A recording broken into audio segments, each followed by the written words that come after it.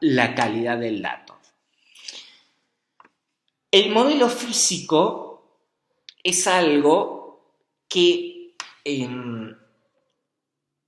se tiene que comprender, se tiene que empezar a interiorizar a medida que uno lo va ejercitando, que uno va realizando actividades. Este curso es un curso de introducción, no es el curso de experto, por lo tanto es más que nada tener un panorama de que esto existe y de que la neuropsicología tractográfica ha llegado para quedarse, porque los informes brindan una calidad que no anula para nada todo lo que ha logrado la neuropsicología, al contrario, lo incorpora. Se recuerda mucho la dialéctica de Hegel, es decir, de alguna forma lo conserva, porque los test, les llamo muestras estructuradas de conducta, me parece más adecuado. Estas muestras estructuradas de conducta se siguen aplicando, la funcionalidad de la persona, las escalas, el diálogo con el paciente, con la familia, con la forma de vida, pero uno tiene una guía que es fundamental. Les he contado casos de personas que en general llegan siempre, le he contado también que los diagnósticos los hemos cambiado, incluso ya ni siquiera utilizamos la palabra diagnóstico, sino enlaces sintomáticos.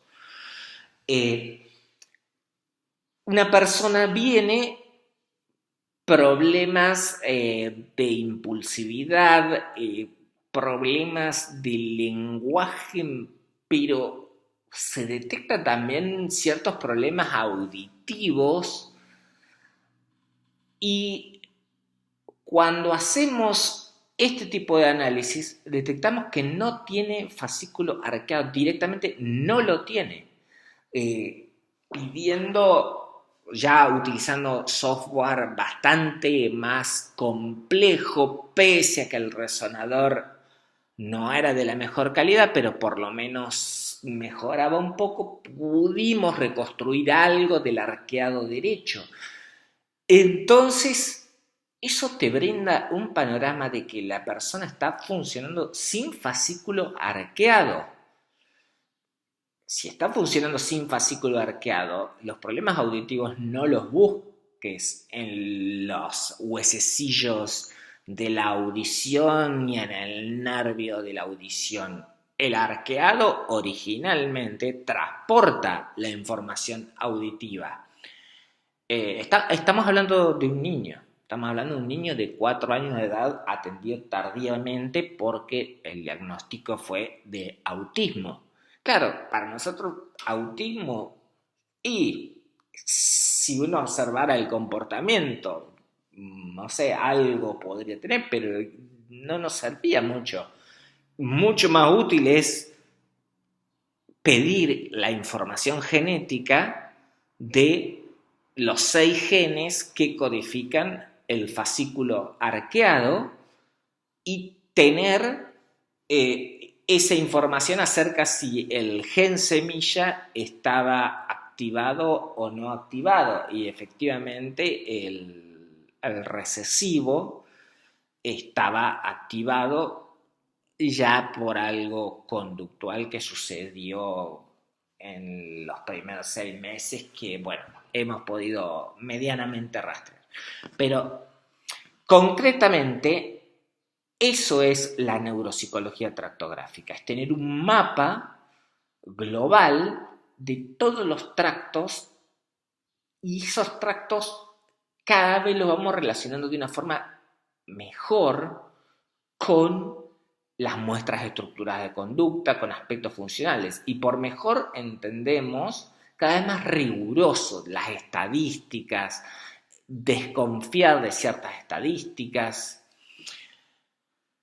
Este modelo es el modelo más simple, que es el modelo de imágenes por tensores de difusión, que es dividir el espacio cerebral, lo dividimos en aproximadamente 250.000 cubos y a cada cubo le trazamos una fórmula que transponer una matriz significa simplemente que las filas pasen a ser columnas y que las columnas pasen a ser filas. La transposición nos permite obtener una diagonal, o sea, la diagonal, el punto 1, 1 al punto 3, 3, con los valores que resumen esa información que le llamamos lambda. Entonces tenemos lambda 1, lambda 2 y lambda 3. La relación entre lambda 1, lambda 2 y lambda 3 nos va a ofrecer distintas formas que se pueden parecer a una pelota de rugby, se pueden parecer a una moneda o se pueden parecer a una esfera, y entre esos tres extremos variaciones. Y así se puede hacer una reconstrucción tractográfica. La reconstrucción tractográfica se hace mediante algoritmos que hacen este tipo de búsqueda. Es decir, aquí vemos como si estuviéramos explorando pelotas de rugby de diferentes colores y está buscando entre vecinos por dónde continuar. Eso es lo que se llama coherencia angular. Ahora, esa coherencia angular tiene que tener una tolerancia. Es posible que de repente haya un vecino que no tenga la misma direccionalidad, pero el siguiente sí. Entonces, ahí vienen los diferentes algoritmos con más tolerancia, menos tolerancia, más estrictos. Ese es el conocimiento que va adquiriendo alguien que se forma en neuropsicología tractográfica. Cuando conviene disminuir la coherencia angular, ampliar la coherencia angular. Esto es una línea fibrilar. Acá ven, por ejemplo, cómo yo puedo reconstruir una fibra dentro de un tracto. Es decir, hago un corte, aquí obtengo todas estas coloraciones en verde, me indican la posibilidad de un tracto. Amplío y observo que evidentemente hay coherencia angular, pero quiero rastrear esta fibra en particular. ¿Por qué a veces uno rastrea una fibra en particular y qué diámetro tiene? Y el diámetro es muy fácil de calcular. Uno se fija el voxel que le ha colocado, siempre sugerimos que sea de 2 milímetros cúbicos, y la fibra, si ustedes lo ven, es aproximadamente 1/3 de ese voxel, es decir, estaríamos hablando de 0,6 milímetros. Acá lo tenemos en 2 dimensiones, por lo tanto no podemos establecer la dimensión cúbica. Bien, ese voxel, esta división en voxeles, esto lo que permite es esta reconstrucción fibrilar. En general, cuando haces el pasaje de DICOM a NIFTY, obtenés el cerebro entero, pero plotear esto, te puede llevar mucho tiempo y tenés que tener un ordenador muy potente. Entonces vos trabajás con voxeles semilla, es decir, colocás una semilla sería como un punto de partida, un voxel, y decís, bueno, quiero ver hasta dónde me lleva ese voxel. Esto es para rastrear una fibra. No tiene una utilidad muy particular el rastreo de una simple fibra si no está fijándote en un tracto, pero sí te da una guía de la longitud que puede tener un tracto. Por ejemplo, acá, este es el tracto, el fascículo fronto-temporo-parieto-occipital. Entonces, si voy a tomar esta fibra, ya conozco medianamente hasta dónde puede estar llegando y la forma que va teniendo. Acá, como lo estoy viendo en dos dimensiones, quizás no estoy viendo que esta parte, la parte posterior temporal, se está lateralizando hacia la calota, hacia el cráneo. Entonces, esos movimientos me permiten ir rastreando cómo voy a trazar después las regiones de interés para capturar ya sí las fibras. Y acá ya sí, ya tengo las fibras capturadas. Entonces, puedo distinguir el arqueado, puedo distinguir el cuerpo calloso, puedo distinguir la corona radiada, puedo distinguir algunos aspectos que van del cerebelo, de los pedúnculos cerebelosos hacia los núcleos olivares. Quizás aquí podríamos echar de menos un tracto del longitudinal inferior, aquí no están los longitudinales superiores, pero ya tenemos una disección. Bueno, el cingulado va siempre por encima del cuerpo calloso, descendiendo, el fornix también, el tipo de corte, que es un corte sagital, nos impide la visualización. Si ustedes se fijan por detrás de estas imágenes tractográficas, la resolución que tenemos de la imagen, es decir, acá tenemos el cráneo, tenemos las meninges, lo que estamos viendo es una imagen T1, es decir, ahí sí solamente nos hemos focalizado en el hidrógeno.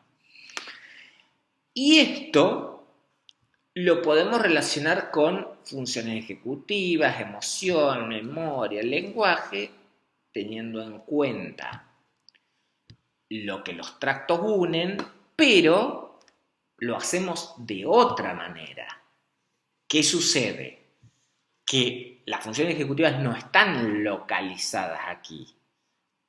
Aquí se envían señales a través de los tractos para que, por ejemplo, en la parte temporal posterior y luego en la parte temporal anterior se realice la producción de palabras. Este intercambio de señales nos aleja de todo tipo de modularidad rígida o frenología. Ahora, existen zonas más modulares que otras. Las zonas visuales están más protegidas y están más directamente relacionadas con un tipo de función, mientras que hay zonas que cumplen funciones más flexibles, es decir, que son más susceptibles de compensaciones, de reestructuraciones, de que tome su relevo otro tipo de fibra. Eso hay que tenerlo muy en claro. La modularidad es parcial. Lo que a veces ha costado en la historia de la neuropsicología es ser moderado. Es que no es una sin razón la modularidad, ni tampoco es estrictamente modular. Aquí tiene una mezcla de niveles, como ven, el lóbulo temporal, corteza prefrontal, bien corteza motora, pero a la vez tienen funciones, es decir, comprensión de palabras.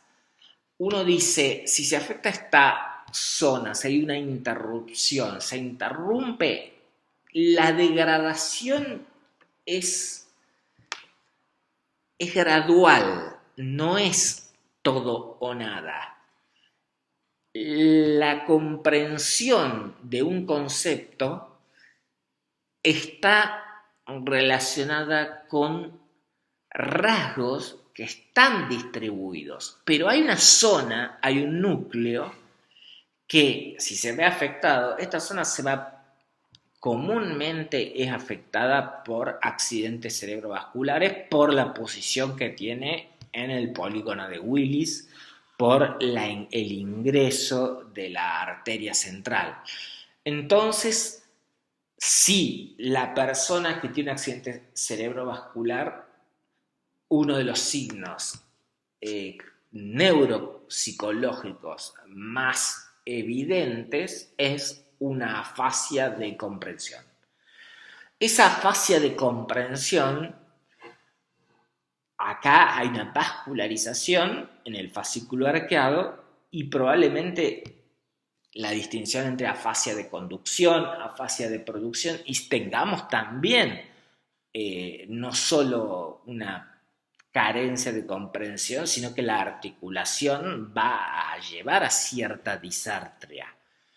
En ese sentido, tener un mapa de la conectividad cerebral te permite algo que es crucial. Dentro de un mismo tracto no tenés un valor de anisotropía fraccional o un valor de conectividad, tenés varios valores dentro de un tracto. Entonces, si tengo un accidente cerebrovascular que afecta principalmente la comprensión de palabras, hago un diagrama del fascículo arqueado y seguramente voy a encontrar que hay partes del fascículo arqueado que no están enviando señales. Esas partes provocan que en las partes suplementarias motoras, donde las etiquetas léxicas forman los conceptos que van a ser articulados, tampoco reciban los suficientes inputs para poder modular adecuadamente. Y eso, los nervios, los pares craneales, los glosofaríngeos, lo reciben y la persona no tiene una articulación. Entonces, otro concepto importante es que no hay estadístico por fascículo o incluso si dividimos el fascículo. Uno tiene variaciones, tiene dentro de cada fascículo, tiene aspectos. Imagínense que un fascículo está compuesto por aproximadamente 300.000 axones. Entonces hay algunos que están intactos, otros no. Los axones están vascularizados. Si hay un accidente cerebrovascular, algunos están perdiendo irrigación, otros no. Y eso se puede visualizar también.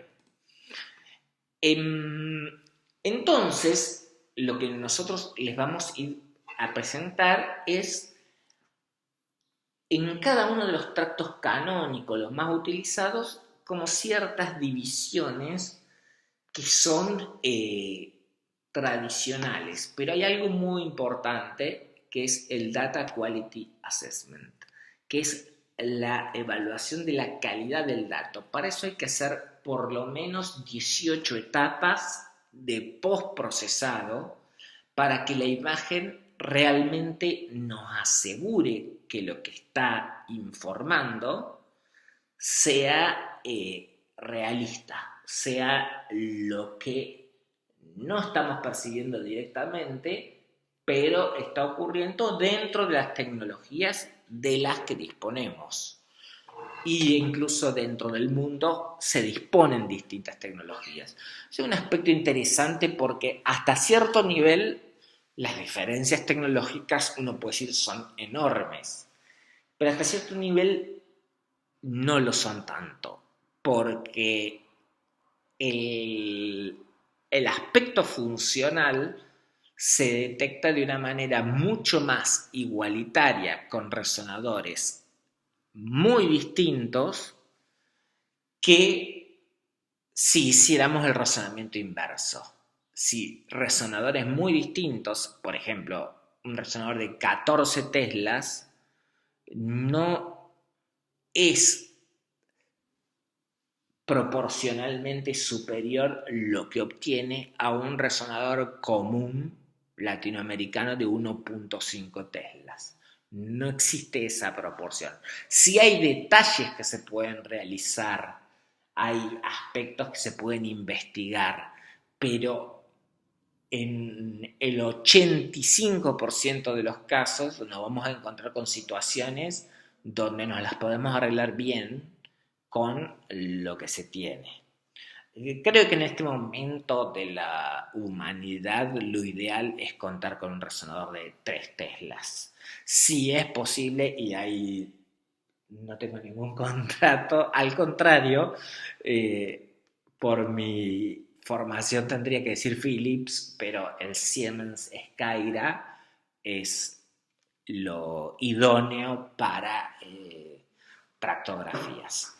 El Siemens Skyra, Siemens es de Erlangen, de Alemania, pero el Siemens Skyra que reprogramó el Massachusetts Institute of Technology, ese es el resonador idóneo. Cuenta con la posibilidad de realizar conectomas directamente y los conectomas que realiza el Skyra tienen una resolución que utiliza un modelo superior a DTI, que es la Fiber Orientation Direction, y entonces permite descruzar fibras y establecer los puntos de conexión. Para algunos procesos eso es muy importante. Hay un proceso que estamos estudiando que es la vía del lenguaje que va del longitudinal inferior y que retoma el fascículo uncinado, y los puntos de contacto son tan sutiles y evolutivamente recientes que ahí sí se necesitaría un Skyra MIT. Bien.